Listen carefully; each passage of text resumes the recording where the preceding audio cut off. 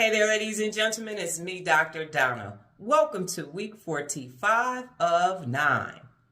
Last week, I read Between the World and Me. Here's what I have for you. Ladies and gentlemen, I read this book because I wanted to understand what it was like to have a black son in America. I hear it all the time. I have a black son. I have a black son.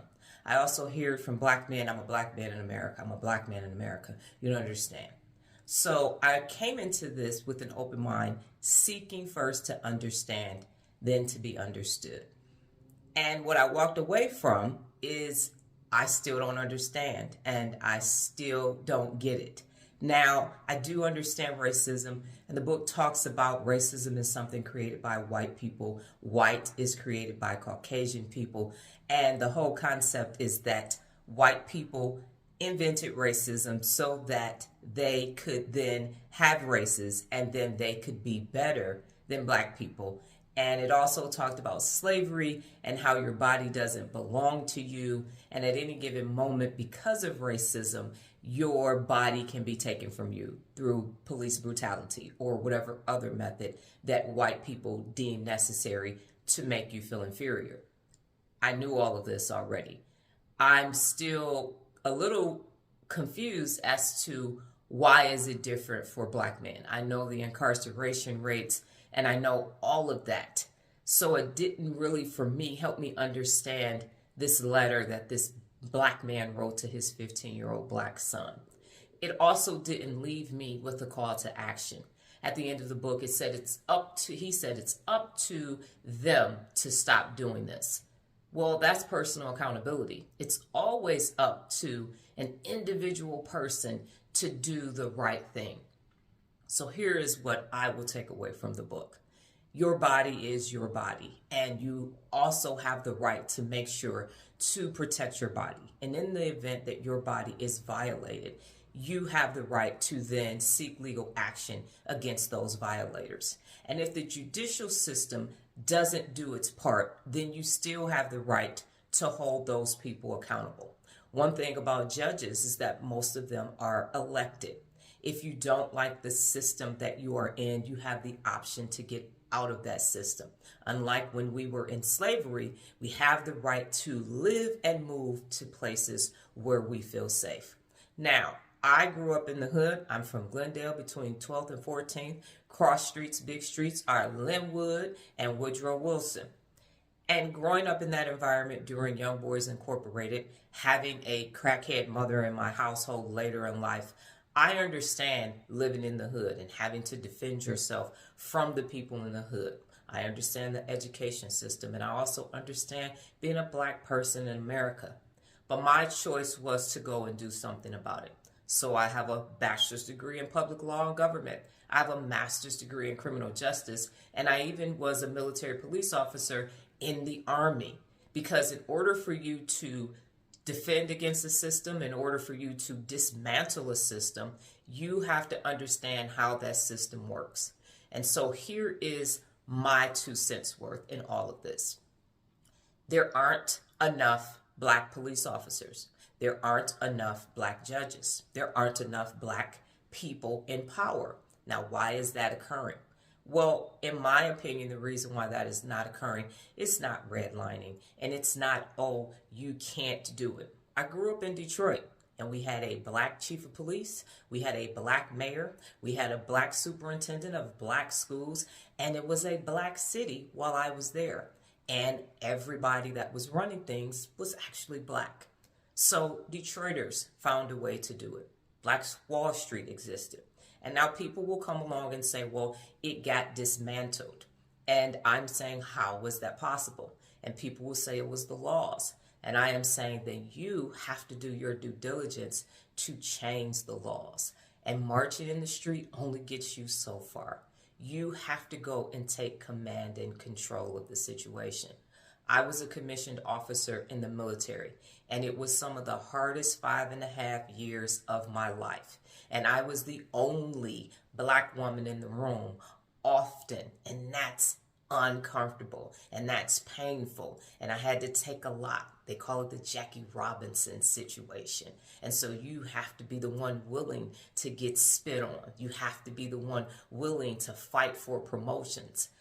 And I don't know that I see that in day-to-day life. I don't know that I'm hearing that. I don't see the people willing to still sit at those lunch counters in 2023. I don't see people willing to understand how a system works and dismantle it. I see a group of people saying, change your system, stop.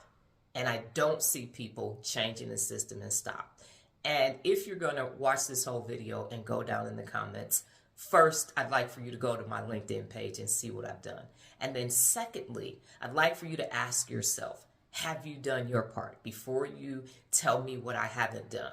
I've even gone so far as to, I left Detroit for 10 years and I went back to Detroit ready to give people jobs. I told everybody that I grew up with, I am hiring, I am paying people, the company is paying people $15 an hour to start out, part-time up to full-time, and then you can get that beautiful benefits package, the 401k and all of that. And now once you get in, you can go anywhere in the company because that was the opportunity that I was offering everybody. And I interviewed, or I set up the test. The process was you take a test. If you pass the test, then you get an interview. And after the interview, then you get hired. You're on probation for 90 days. And then after 90 days, you become part-time permanent. And that's full-time positions opened up. Then you could apply for those positions. I had 100 people sent to me from people that I knew. How many people made it all the way through that process? One. My mother's friend at her job, his son graduated from the University of Michigan, and he made it through the entire process. Where did people fall out? People fell out at the select test. They couldn't pass the written select test. The next portion where they fell out at was the interviewing process. The next portion where they fell out at was the hair drug test. And then the final portion where they fell out at was coming to work on time for 90 days and doing the job.